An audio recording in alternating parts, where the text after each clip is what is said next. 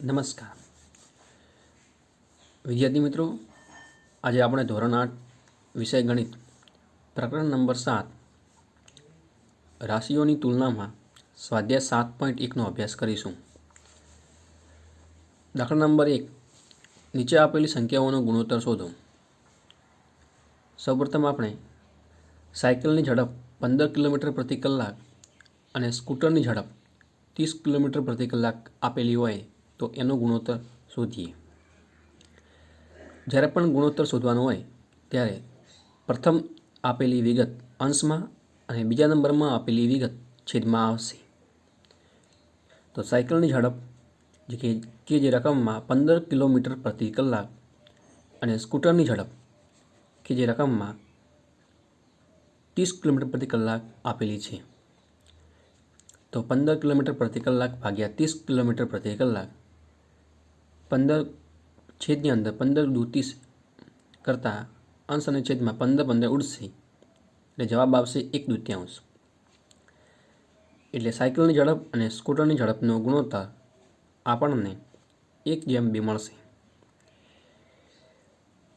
દાખલા number 2, 5 metre અને 10 કિલોમીટરનો ગુણોત્તર. જ્યારે પણ ગુણોત્તર શોધવાનો હોય ત્યારે આપેલી વિગતોનો બંને એકમ સમાન હોવા જોઈએ. જો બંને એકમ સમાન ન હોય તો જે નાનામાં નાનો એકમ હોય એ એકમમાં બંને વિગતોને કન્વર્ટ કરવી પડે. હવે આપણે 10 કિલોમીટરને મીટરમાં ફેરવીએ. 1 કિલોમીટર બરાબર 1000 મીટર થાય. તો 10 કિલોમીટર બરાબર 1000ને 10 વડે ગુણીએ એટલે કે 10,000 મીટર થાય. હવે 5 મીટર અને 10 કિલોમીટરનો ગુણોત્તર. તો 5 મીટર અંશમાં આવશે અને 10 કિલોમીટર એટલે કે 10,000 મીટર છેદમાં આવશે.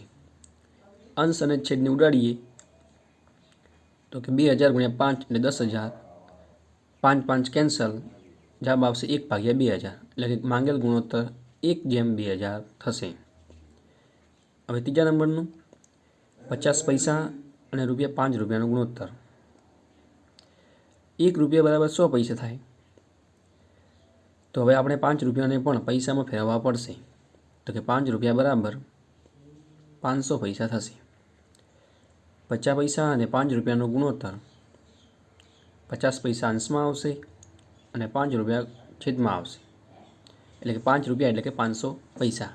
પૈસા કેન્સલ, 50 દાન 500 એટલે 50 કેન્સલ, જવાબ આવશે 1/10. એટલે માંગેલ ગુણોત્તર 1/10. હવે આપણે દાખલા નંબર 2 લઈએ. નીચે આપેલ ગુણોત્તરોનું ટકાવારીમાં રૂપાંતર કરો. જ્યારે પણ ગુણોત્તર આપેલા હોય અને ટકાવારીમાં રૂપાંતર કરવું હોય તો આપેલ ગુણોત્તરને સૌપ્રથમ આપણે અપૂર્ણાંક સ્વરૂપમાં ફેરવીશું. ત્યારબાદ તેને 100 વડે ગુણીશું એટલે આપણને ટકાવારી મળશે. તો 3/4ને આપણે અપૂર્ણાંકમાં ફેરવીએ તો 3/4 થાય. હવે એનો આપણે ટકાવારી શોધીએ તો 3/4ને 100 વડે ગુણવા પડે. તો કે માંગેલ ગુણોત્તરની ટકાવારી બરાબર 3/4 ગુણ્યા 100. 25 ચોક 100 એટલે 4 4 કેન્સલ, 25 × 75 જવાબ આવશે.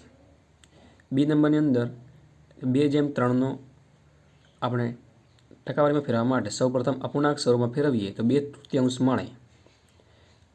આ જે આપણને અપૂર્ણાંક મળ્યું છે અને આપણે 100 વડે ગુણીએ તો આપણને જે આપણો ગુણોત્તર છે 2/3 એની ટકાવારી મળી જશે.